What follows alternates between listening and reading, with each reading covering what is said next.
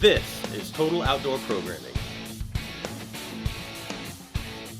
All right, so if you're a waterfowl hunter, it's that time of year. It's coming up quick. We're just about to regular season, and everybody's getting ready for ducks and geese flying. Hopefully we'll have a good migration this year. I'm just going to go over a checklist of some of the things that you need to get in order to be prepared for waterfowl season. Some are things that you need to have, and some are things that you just might want to consider getting. Okay, first things first, you need to make sure that you have your state licenses and federal stamps all covered. You can get in a lot of trouble quick if you don't have all your T's crossed and your I's dotted.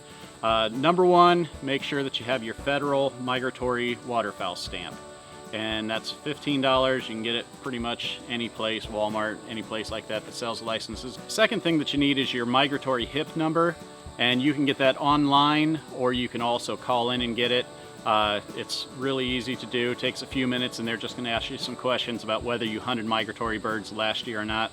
Get that H.I.P number. You can look it up online. Just type in obtain H.I.P number, and it'll pull it right up. And you want to make sure that you have that number marked down and with you at all times when you're out hunting. And then you need to check your state requirements. Each state's a little bit different. Here in Indiana, we need a general hunting license and then an Indiana state waterfowl stamp. The next thing that you need is a gun, of course. I usually use either a 12 gauge or a 20 gauge. My gun of choice is actually a 12 gauge Remington 870 Express. And you want to make sure that you have a shotgun plug in there. So if you aren't familiar on how to put in a plug, we've got some how-to videos that cover it. It's concerning this actual gun here, the Remington 870. It's really easy, and we'll walk you through how to do it. And that's in our how-to section. But you need to make sure that your gun is capable of only holding 3 shells at a time.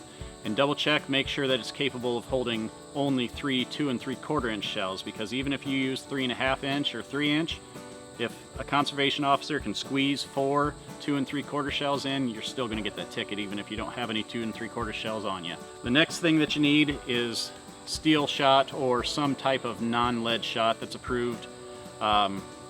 Most waterfowlers that I know use steel shot, but some people prefer to use some of the heavy loads that are out there, tungsten and things like that.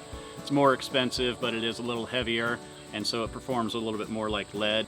As far as shot size, 3 inch is recommended. I would go with that. Some people like using 3.5 inches, but I usually shy away from that just because I like to feel my shoulder later on in the day. If you're just going strictly for ducks, you probably want to use somewhere in the shot size of like a number 2 is what I prefer.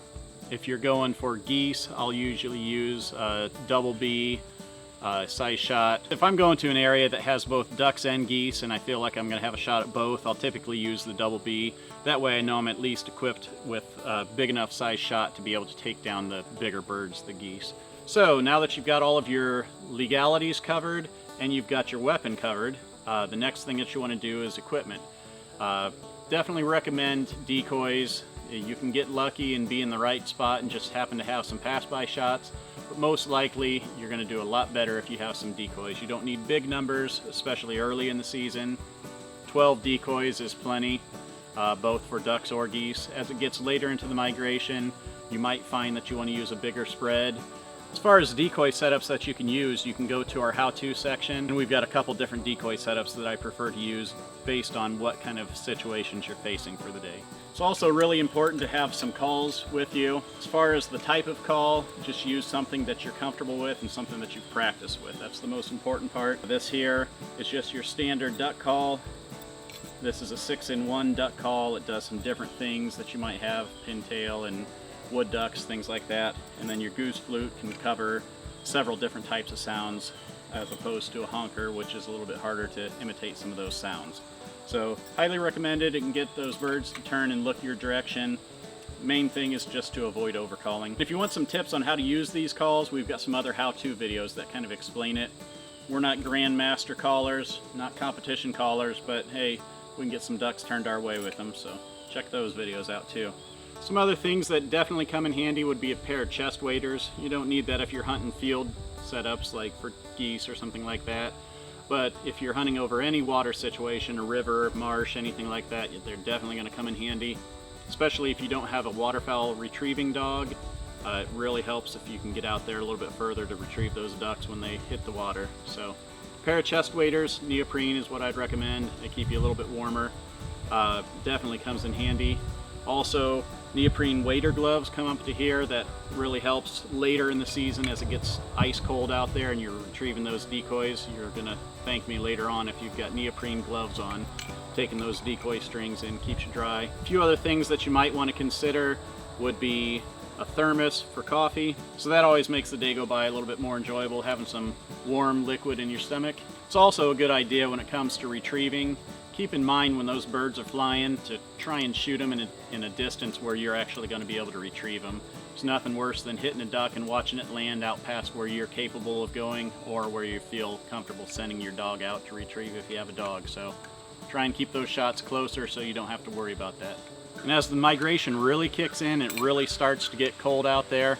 You're definitely going to want some layers of clothes. I've had lots of times when waterfowl hunting, it's minus 10 degrees. The water's freezing on the decoys as fast as you can break it. It really comes in handy to have some really good warm clothes and dress in layers so you can take it off while you're setting the decoys and then put it back on when you're sitting stationary waiting on the birds to come. So hopefully this checklist helps. It'll get you ready, and we're all looking forward to it. If you've had that fever, you can feel it coming on as the weather starts to drop and you start to see more and more movement. You know that it's coming. So this hopefully will help you out, and we'll see you out on the water.